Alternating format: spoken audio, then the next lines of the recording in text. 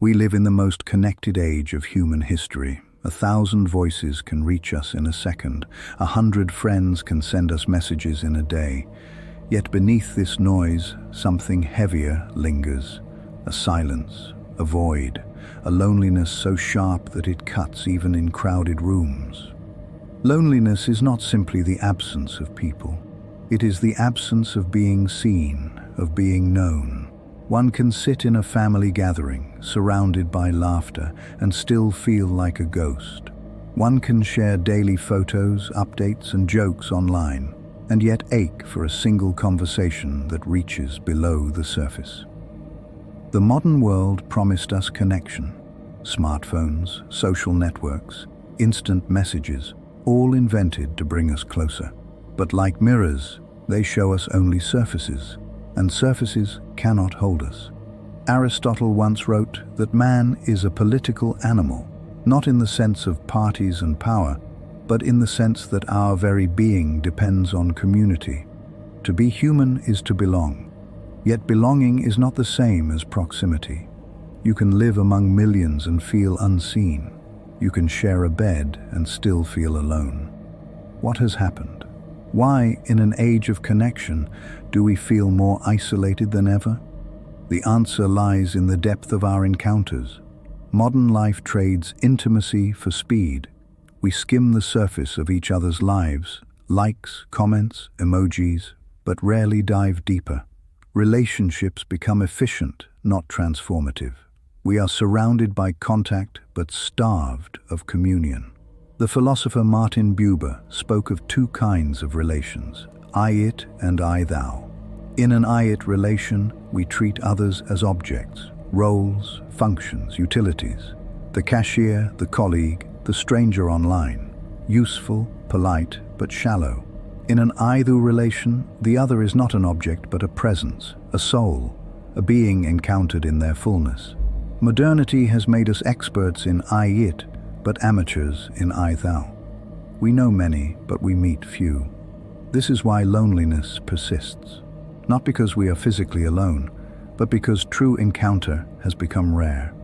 Weil once said, "Attention is the rarest and purest form of generosity." In an economy of distraction, attention has become fragmented.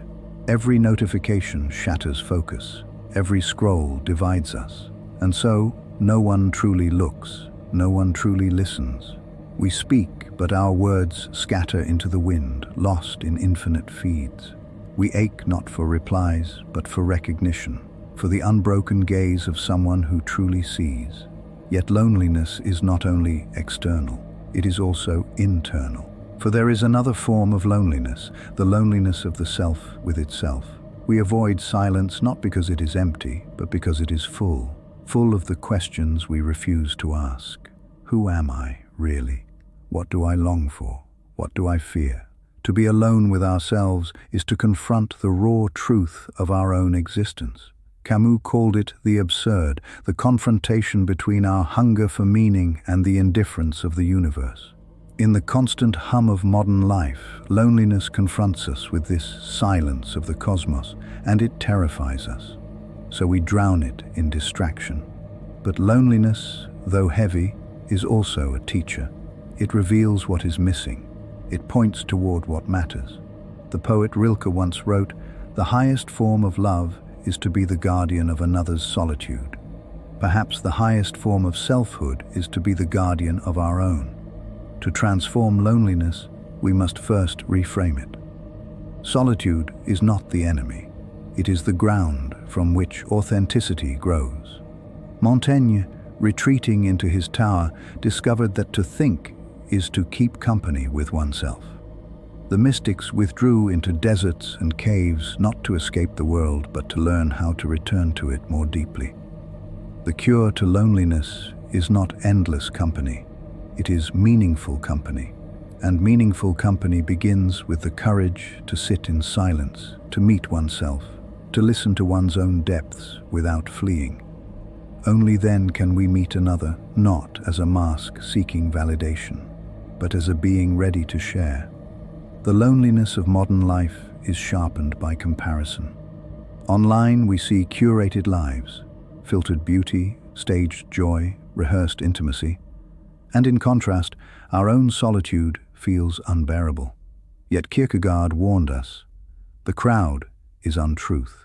The lives we envy are often as fractured as our own.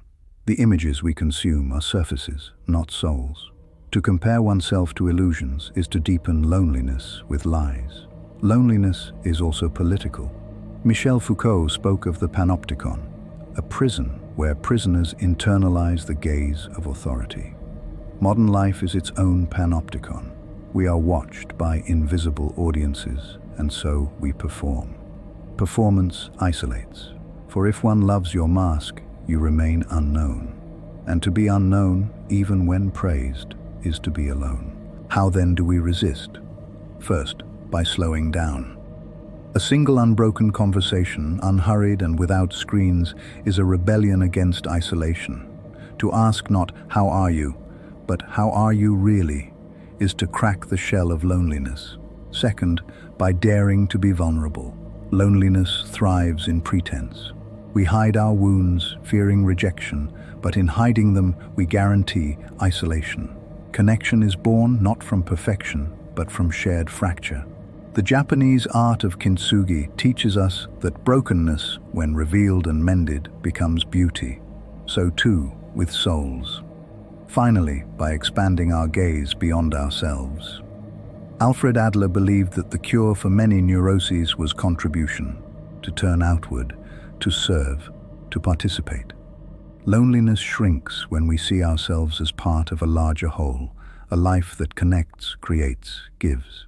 Stand tonight under the night sky. Look at the galaxies strewn across infinity.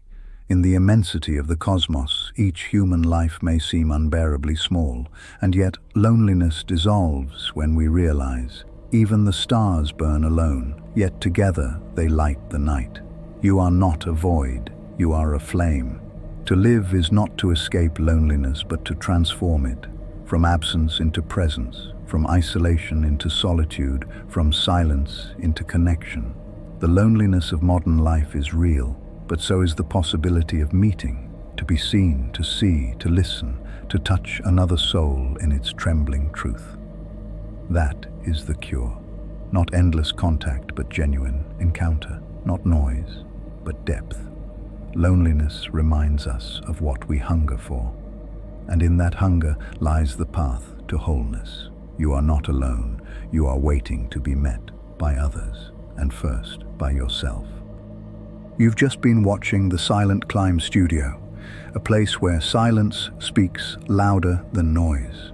If this message stayed with you, subscribe and leave your voice in the comments. Together, we're climbing toward clarity, step by step, in a world that often forgets to pause. See you in the next video.